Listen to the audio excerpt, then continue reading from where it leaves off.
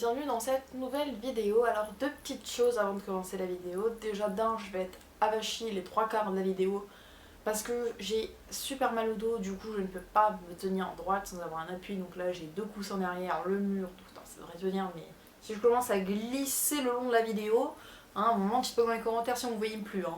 On sait jamais. Voilà, sinon seconde chose, j'ai commencé à faire des intros personnalisées, donc comme vous pouvez voir dans cette vidéo et dans celle d'avant pour ma manga tech.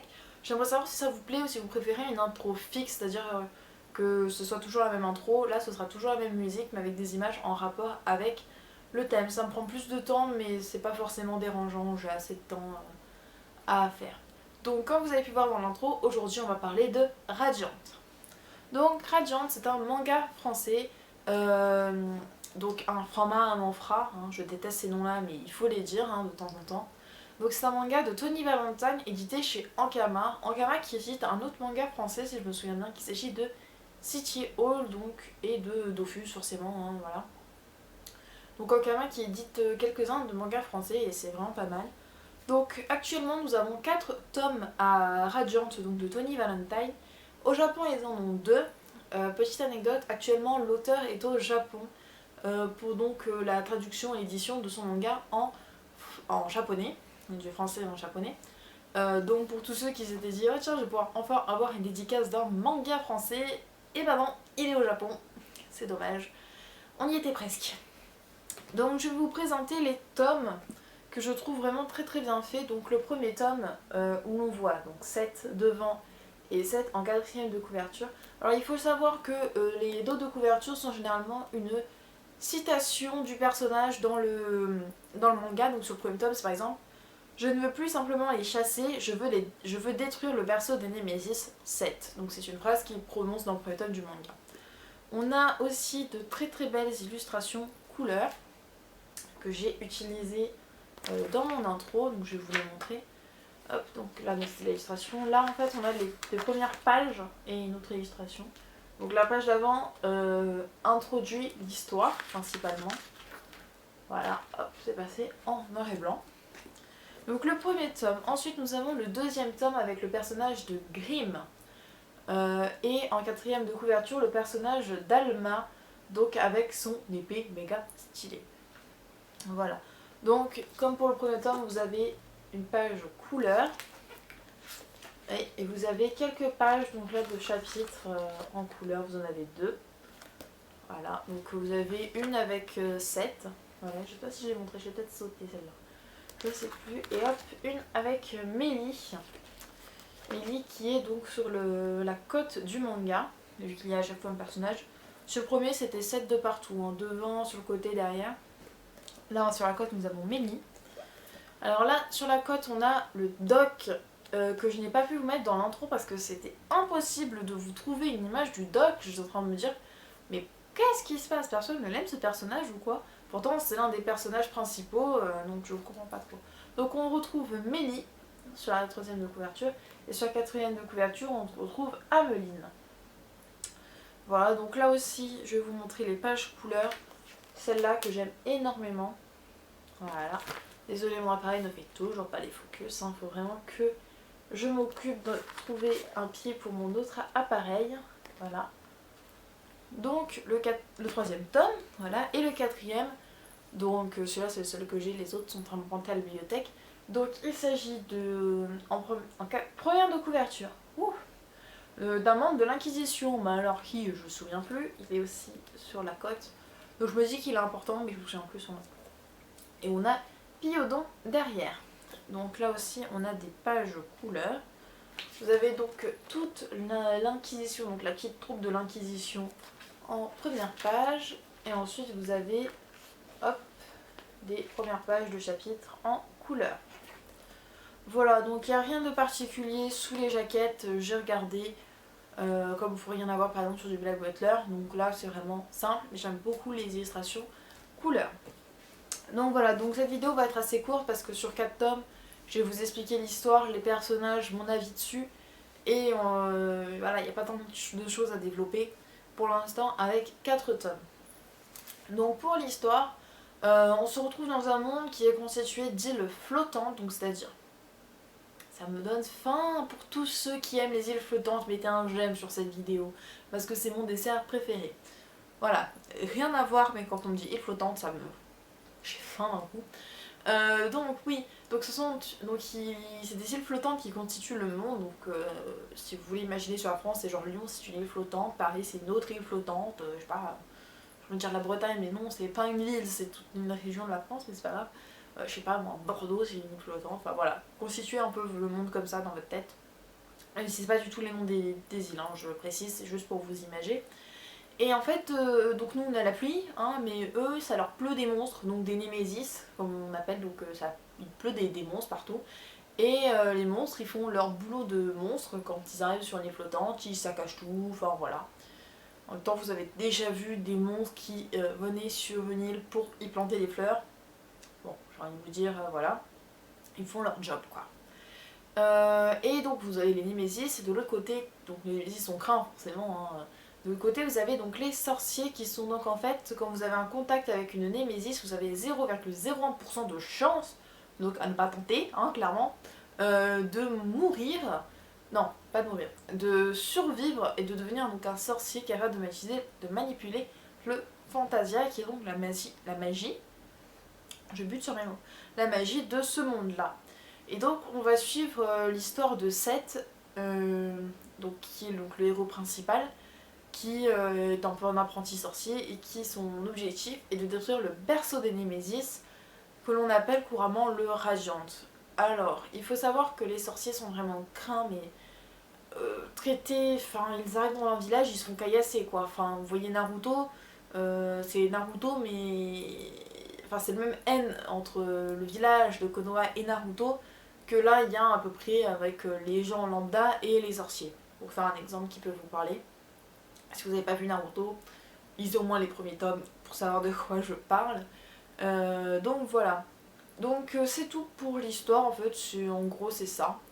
Enfin après Seth va forcément former une équipe avec des gens pour justement aller sur le Radiant, des combats contre des mobs, contre l'Inquisition, enfin là je vous ai fait juste le synopsis de départ. Donc on va passer aux personnages. Donc au niveau des personnages, je vais vous en présenter 4, tout simplement parce que Grimm, je ne le présenterai pas, on ne le connaît quasiment pas, c'est vrai qu'il a assez d'importance dans le tome 2 et 3, mais il est extrêmement mystérieux. On sait quasiment rien de lui, et après les autres personnages, on ne sait quasiment rien d'eux, donc je pourrais vous dire le groupe de l'Inquisition, mais vu que je les connais pas forcément. Donc après, si vous voulez plus de détails par rapport au tome, comment ça avance et les personnages par exemple qui s'apparaissent dans ce tome, je vous conseille d'aller voir donc mon deuxième bilan de lecture où je parle du tome 4 et puis les prochains, quand le tome 5 sortira, où j'en parlerai plus précisément pour ne pas trop vous spoiler pour ceux qui découvrent le manga avec cette vidéo. Wow. Donc les personnages, on commence par Alma. Donc Alma, donc c'est une sorcière dont son infection est au niveau du bras. Je viens de me rendre compte en disant ça que j'ai totalement oublié de vous parler des infections, donc alors tu reprends de l'autre côté, on finit. Donc oui, donc quand vous survivez une némésis, déjà vous avez beaucoup de chance, mais pas tant que ça, parce que vous développez une infection, donc ça peut être physique, mental, maladif, genre morph qui vous cule du nez à H24, enfin voilà, plein de trucs différents. Donc on reprend les personnages, donc Alma. Donc oui, Alma est une sorcière, donc son infection s'est développée au niveau d'un de ses bras, alors je ne me souviens plus exactement lequel, et elle a dû se le couper, sinon elle allait mourir, donc je suppose que c'était une infection de type maladie. C'est pas forcément très développé dans le manga, ça garde quand même certains mystères. Donc Alma est une sorcière assez puissante quand même, hein, je pense. C'est la tutrice de Seth, c'est celle qui l'a recueillie, qui lui a appris la magie, qui l'a éduquée, parce que bon, c'est un gosse quoi. Donc voilà, donc c'est un personnage que j'aime énormément, Alma, et j'avais peur que ce soit un personnage qu'on oublie très vite, vu que Seth part donc sans Alma, et j'avais peur que donc on ne la revoit plus, mais ça va, elle revient quand même dans les tomes, et donc moi ça me va. On passe ensuite au personnage de Seth, donc le personnage principal. Je n'ai pas commencé par lui parce que je préfère Alma. Voilà, bien fait Seth. Donc Seth, comme tout héros de shonen, il est courageux, il a un cœur d'or, voilà, c'est une tête brûlée, déterminée, enfin voilà. c'est le héros de Shonen Type. Son infection, c'est les petites cornes sur la tête qu'il cache généralement avec une capuche pour faire croire qu'il est normal, tout simplement. Donc oui, cette a une particularité, c'est tout simplement que il est capable de manipuler le Fantasia à main nue, ce qui est extrêmement rare. Il n'y a que 2 cas actuellement dans le manga. Donc normalement tous les autres sorciers ont besoin de gants à plumes, de sabliers géants, enfin des trucs tout bizarres, des skates, des balais volants, enfin moi je sais pas, mais je me souviens plus exactement, mais il y a plein de trucs comme ça qui leur permettent de canaliser le Fantasia et de l'exploiter. Lui il n'en a pas du tout besoin. Mais du coup, pour ne pas se faire remarquer, il essaye de faire les choses normalement avec des gants à plumes et du coup, il est totalement nul. Voilà, donc c'est pour l'explication. Donc ensuite, on passe à l'équipe qui va accompagner donc Seth. Il s'agit de Millie et du Doc, donc on commence par Millie. Donc Millie est une jeune fille rousse, si je me souviens bien, oui rousse. Donc elle est maladroite et gentille, mais son infection est au niveau mental, elle, donc c'est-à-dire que par contre elle est très joyeuse. Son infection prend le dessus, en fait elle devient très très vénère, enfin très énervée, pardon. Donc en fait son infection inverse ses émotions fortes. Donc c'est assez compliqué pour elle, mais elle est vraiment, je pense c'est pas une puissance extrême, mais elle est quand même assez combative. En combat elle se débrouille pas mal, elle a un combat dans le tome 4 si je me souviens bien, et elle se débrouille vraiment bien. Elle est toujours accompagnée d'un petit animal ailé qui s'appelle Monsieur Bobby. Bobry. J'ai l'impression que je dis le nom d'un Pokémon, hein, mais ça va bien. Et ensuite on va passer sur le doc, donc le seul dont je n'ai pas trouvé d'image. Un peu désolée, mais si vous lisez le manga, vous devez voir de qui c'est. Donc je n'ai pas vous parler de son infection à lui parce qu'elle n'apparaît que dans le tome 3 et je vous laisse le mystère de l'infection. Lui c'est un sorcier chercheur ou un sorcier éboueur, ça dépend comment vous le prenez. Mais en fait, quand une némésis arrive et que vous la tuez, vous appelez ce genre de sorcier là pour qu'il vienne déjà nettoyer la zone des bouts de némésis un peu partout. Lui il va récupérer les bouts de némésis et en fait il va les revendre, donc ça va lui faire de l'argent. Autant vous dire que quand il est arrivé pour récupérer les restes de la némésis de 7, donc dans le premier tome, des micro-bouts d'1 millimètre, il a dit je vais pas être payé pour ça, hein, c'est sûr. Mais du coup, comme c'est un chercheur, Seth va lui demander son aide et lui dire que si tu as des informations sur le Radiant, je les achète, je les prends, en contrepartie, vu qu'il n'a pas de sous, je t'aide à tuer des némésis et j'essaie de les garder entières. Voilà. Autre chose à propos de Seth, dans l'espèce d'île flottante voilà, donc une espèce d'île flottante qui est un peu réservée aux sorciers, il y a un espèce de chat jaune. Alors je me souviens plus ce qu'il a fait à Seth, mais c'est un chat jaune, donc déjà les chats, si j'adore ça dans les animés, il faut s'en méfier, comme de la peste, animé ou manga, hein. Mais du coup il va lui jouer un sale tour, du coup il va être endetté, il va avoir des contrats bizarres, du coup c'est le chat de la poisse quoi. Et il va être entraîné donc par une lettre de recommandation d'Alma, si je me souviens bien, par l'un des membres du Convent des 13. Oui, c'est le Convent des 13, oui. Qui est donc Yaga, qui est un petit vieux dans une espèce de chaudron à roulettes. Voilà, donc c'est tout ce que j'avais à dire sur l'univers, les personnages. Hop, on boucle tout ça. Enfin, on boucle pas totalement. Oui, parce que j'ai oublié de vous parler de Ameline que j'ai mis dans l'intro, que je vous ai parlé, puisqu'il était sur un des tomes. Ameline est un personnage du côté méchant, qui apparaît dans le tome 3. Et du coup, je ne vais pas épiloguer sur ce personnage parce que on ne sait pas forcément énormément de choses. Enfin, on le sait, mais je préfère vous laisser la découverte. Donc c'est vraiment une intrigue principale dans le tome 3 et 4. Je préfère vous laisser la découverte. Juste vous montrer des images de ce personnage que j'ai énormément adoré. Donc maintenant on passe à mon avis dessus. Alors mon avis dessus, alors c'est très simple, j'ai adoré. tout simplement adoré. J'ai dévoré les tomes et je suis allée acheter le quatrième sans avoir acheté les 3 premiers, ce qui n'arrive jamais. Pour vous faire un exemple, même pour Silence Voice que j'adore aussi, j'ai quand même acheté le 1, 2, 3, 4, 5, 6, j'ai à peu près tout d'un coup, mais j'ai acheté toute la collection. Or là, j'ai le 4, je n'ai ni le 3, ni le 2, ni le 1, et je ne sais pas quand est-ce que je les achèterai, mais je me dis c'est pas grave, tant que je peux continuer la série. Donc c'est vraiment un coup de cœur. Alors, manga français mis à part, parce que c'est vrai que quand il y a un manga français, j'aime bien le découvrir. Donc c'est vraiment un coup de cœur, les graphismes sont vraiment excellents. L'histoire est vraiment sympa, il y a des mystères, il y a des clans. Comme je vous parlais dans le bilan lecture numéro 2 par rapport au tome 4, il y a des clans, il y a énormément de suspense, il y a des objectifs à atteindre et qui ne sont pas forcément... on ne sait pas grand chose de ces objectifs là. Il y a aussi énormément d'humour, mais une dose d'humour, mais vous pouvez pas savoir à quel point. Pour vous donner un exemple, je crois dans le tome 1, Seth se bat contre un méchant, entre guillemets, enfin un fake méchant, moi j'appelle ça comme ça, c'est les méchants de très très bas étage. Puis il a plus d'armes là, il se fait attaquer et du coup il est contre une épée, donc c'est épée contre je sais pas quoi, je sais plus quoi. Et Seth il a plus d'armes, du coup il fait la sandale du titan. Qu'est-ce que c'est la sandale du titan? Ben il lui a balancé sa sandale à la tête, puis après il lui a balancé la deuxième. Voilà. C'est autant vous dire que quand vous êtes en plein fight, genre méga sérieux, puis là vous avez cette petite casse qui arrive, vous êtes là. D'accord, tout est normal, c'est pas grave, on y va.